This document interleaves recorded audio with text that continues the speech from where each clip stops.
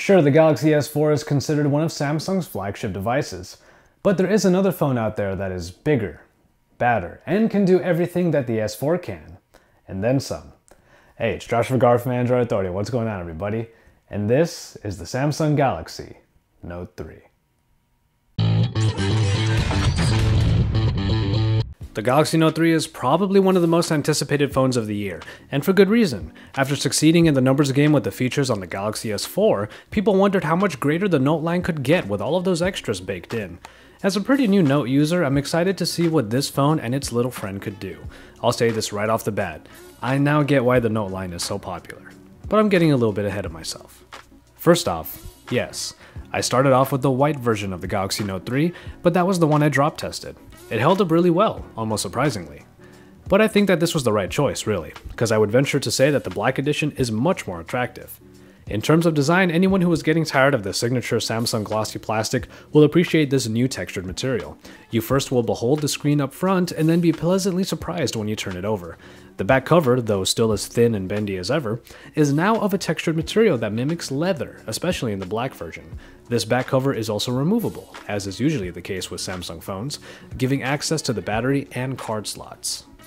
Move to the sides and you will find the same classic Samsung button layout, but this time there is a line design on the sides that is supposed to mimic the pages of a notebook. The bottom of the phone houses the speaker grill, and of course it houses the S Pen, but also there is the new micro USB 3.0 charging port that, don't worry, still takes the original plug. Finally, we see the front and the 5.7-inch behemoth of a screen. The Note line was arguably the start of the oversized screen craze, and it continues with a 0.2 increase for this third iteration. There's really no getting around it. Though I especially love the black edition, the Note 3 is pretty much the most attractive Samsung device I've ever come across. The idea of mimicking leather actually gets across, and gives the Note 3 a look and feel that I can only describe as executive. Flatter sides, much like the Galaxy S4, make the phone easier to grip while the back rests nicely on your palm. And while I'll get into the S Pen later, I can say now that using it just adds to that executive feel. Overall, it's eye-popping, stylish, almost surprisingly classy, and whether it just shows its back with that textured material or it shows its front with that attractively thin bezel, the Note 3 just looks great all around. The screen is definitely one of the Note 3's biggest pluses. It's hard not to just generally appreciate the quality of the Super AMOLED pen-tile display. Taking the same great display from the S4 and making it even bigger was a great move, lending to a viewing experience full of vivid, albeit sometimes oversaturated, colors. And with 1080p, 386 ppi capabilities, everything from playing games to reading news stories is very easy on the eyes. Everything is generally formatted in such a way that was very easy to look at. There's just something about the way the Note 3 handles its content that keeps everything accessible. Sure, this 5.7-inch screen is squarely in the realm outside of one-handed usage, but this is a phone that requires two hands anyway, considering the S Pen.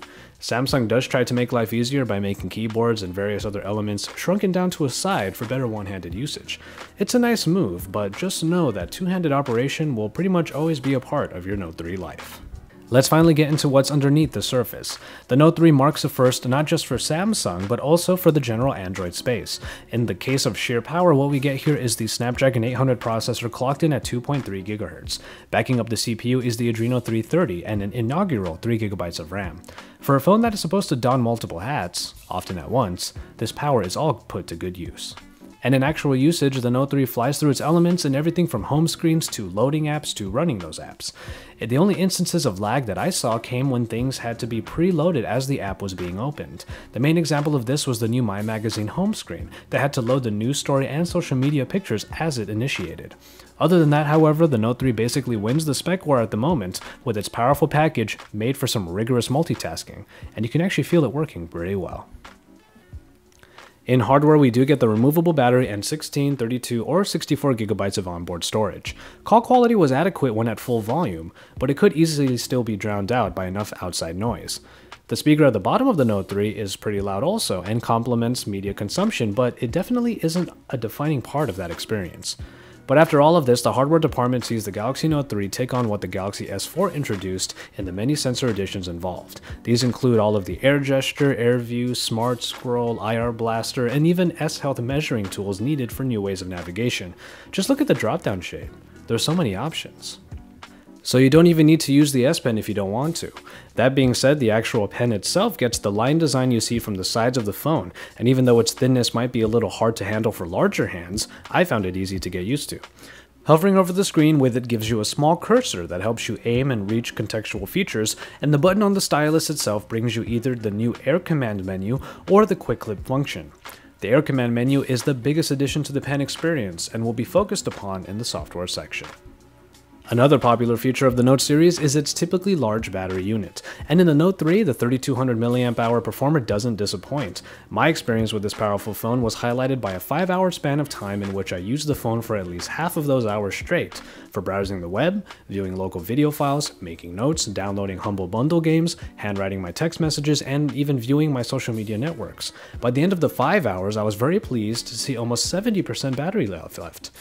Nightly charging will definitely be a reality for heavy power users, but if you can put down the money for a spare battery, you should basically see no issues getting everything you need out of the Galaxy Note 3. The optics in the Galaxy Note 3 are largely the same as those found in the Galaxy S4, with the addition of a digital smart stabilization that should help alleviate shaky hands, and at least somewhat improve low-light photography. The app is also very much the same, bringing pretty much all of the many features the S4 introduced.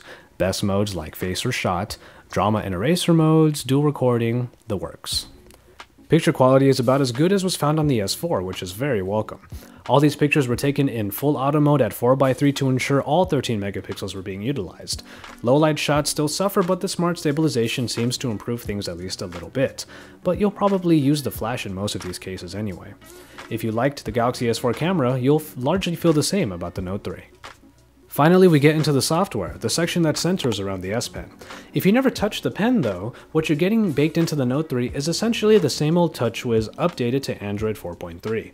However, another success of the Note 3's experience is that the TouchWiz in it seems very much catered to this 5.7-inch screen, and thus lends itself to impressively easy viewing. Everything is large obviously, but not obnoxiously or weirdly so. Altogether, TouchWiz for the Note line makes a somewhat niche product incredibly accessible. There is the addition of the new My Magazine though, accessed through an upward swipe on the home screen. It's basically like BlinkFeed and Flipboard had a child. It's a nice way of consolidating news and social media, but its news sources are predetermined, so you won't be able to add in your own media outlets. Now the biggest additions definitely have to do with the S Pen. There are plenty of people out there who don't use the S Pen, but Samsung is encouraging all of them to do so by making it even easier to use.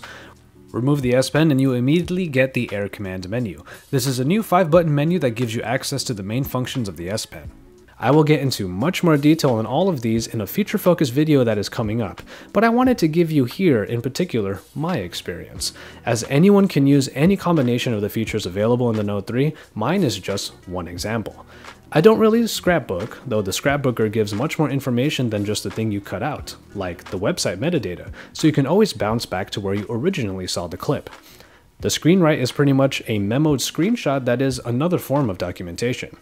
And then the S window helps you make a small area on the screen in which a small application will be put, further enhancing multitasking. Really, there aren't really very many apps that you can use for this, however, especially when you compare it to the multi-window. Out of all 5 of these pen functions, I definitely use the Action Memo most. This is the contextually aware part of the S Pen that opens up a pad for you to write anything you need in it. You can make quick notes that are stored for later, or take what you wrote and plug it into a slew of different apps. Action Memo Android Authority, and then you can easily search for it on the web, for example. Or you can make a few lines of what you need to do later, and it will quickly make a task list for you. It's an incredibly useful tool to use when your S Pen is in hand, and it helps get a lot done quickly. Speaking of when the S Pen is in your hand, I generally end up writing out all of my correspondence using the handwriting pop-up. Hover over any text box and a small icon comes up. Hit it and you can write in the box that comes up. The handwriting recognition is kind of scarily accurate and should work pretty well for even the worst chicken scratch writers. For finding just about anything that I have made, the S-Finder works really well and utilizes that handwriting recognition. Put just about any term in there and it can even find your handwritten Action Memo notes. With or without the S Pen, multitasking is also a must on the Note 3. Multi-window has been enhanced to allow 2 of the same app to run at once. This is most useful for, say, multiple chat windows. You can even send info from one side to the other easily by selecting the dot right in the middle. Watch a YouTube video while messaging your friends? Yep. Browse the web while checking your mail? Yeah, it can do that too.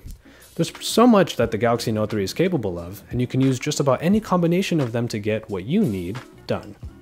And that's what makes the Galaxy Note 3 one of the most attractive smartphones available today.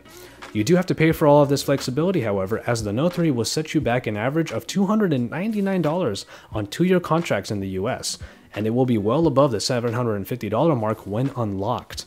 If you're already a Note loyalist, this step up to the Note 3 is one I'm pretty sure you're going to make anyway. But for everyone else, this kind of entrance fee is admittedly pretty steep. But if you can swing it, I think you'll really like what you're going to get. And so, there you have it. Like I said before, I now get why the Note line is so popular. Especially with this Note 3, I have learned that this is more than just a large phone. While some people will stray away from its size, that's honestly really only the main detractor in my opinion. And these days the only people who really hate on large phones are the ones who haven't made the leap yet. As far as the S Pen goes, plenty of people use the Note without even touching it. But in its many different implementations, the Note 3 works and generally succeeds. As a phone, as a tiny tablet, as a media player, as a backup camera, as a personal assistant, as a bridge in the gap between analog writing and digital input, as quite the looker, and overall as a tool for everyday use. And the beauty is when you start to put these things together. The power underneath the surface then makes the Note 3 capable of handling everything you throw at it, even when you personally just can't keep it all straight. So if you haven't quite gotten into the Note line just yet, the third time's the charm for Samsung, and the Galaxy Note 3 is a wonderful place to start.